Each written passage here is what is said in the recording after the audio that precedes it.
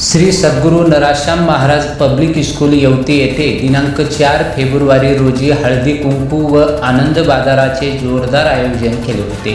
या कार्यक्रमाचे औचित्य साधून शिवव्याख्याते श्री बजरंग पाटील पाळेकर यांचे राजमाता जिजाऊ यांच्या जीवनचरित्रावर जोरदार असे व्याख्यान पार पडले। तर दुसरीकडे मान्यवरांच्या हस्ते महापुरुषाच्या प्रतिमेला पुष्पहार अर्पण करून कार्यक्रमाची सुरुवात करण्यात आली। यावेळी अनेक शिवप्रेमी युवक, महिला मंडळी व शाळेचे सर्व शिक्षक वृंद व गावातील नागरिक मोठ्या प्रमाणावर उपस्थित होते। पहा टीव्ही सह्याद्री न्यूजचा हा खास रिपोर्ट। म्हणतात की तुका म्हणे मी जातीचे गुणवट घेऊ हातामध्ये शस्त्र म्हणतात, घेऊ हातामध्ये विना टाळ मृदुंग म्हणतात। तुका माझ्या पुढे सांगतात की माझा धर्म जर टिकायचा असेल तर माझ्या घरातल्या चुलीपासली बाई पहिल्यांदा आमचा धर्म पाळली पाहिजे।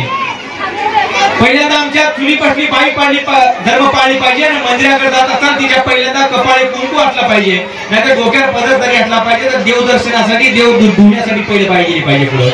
आता इथं फक्त 25 बाई आता डोक्यावर पदर घेतली असतील, बाकीचे तर राहिलेत पडी पडमाने मागे। पदर घेणं गरजेचं आहे या काळामध्ये। हळदी कुंकवाच्या कार्यक्रमाला आलोय आपण, मी खासच खेळ बोलणारा वक्ता आहे। त्यासाठी विशेषतः जसं तुम्ही आपल्या डोक्यावर पदर घेता त्याच्या पुढे जाऊन सांगतो मी की आपण आपल्या मुलाला जसं तुम्ही म्हणता ते अभ्यासक्रम कर, गणित सोडव, गणित बेरीज सोडव, ती ऐकत नाही, सध्या आपण ऐकत नाही। खऱ्या अर्थात सांगायचं झालं तर तुकारामांना एवढं याच्या पुढे जाऊन सांगितलं, पुत्र व्हावा ऐसा गुंडा त्यांनी लावावी त्रिलोकी झेंडा। तुकाराम याच्या पुढे सांगतात की पुत्र व्हावा ऐसा गुंडा त्यांनी लावावी त्रिलोकी झेंडा। पुत्र गुंडा झाला पाहिजे पण गणिताची बेरीज करता आली पाहिजे, हो आई आलं पाहिजे, आणि तो एका उच्च शिक्षित शासकीय अधिकारी म्हणून तो पुढे आला पाहिजे। पण गुंडा होण्यासाठी हातात शस्त्र नको आहे, त्याच्या हातामध्ये माईनं पेन दिला पाहिजे। माईच्या हातात पेन देण्याच्या अगोदर माईच्या हातामध्ये डोक्यावर पदर पाहिजे, कपाळी कुंकू पाहिजे, आणि आपल्या नवऱ्याला सुद्धा तेवढंच आदरानं बोललं पाहिजे। तरच आपली येणारी पिढी आपल्या मायबापाला चांगल्या पद्धतीने बोलण्याची हिंमत करू शकते।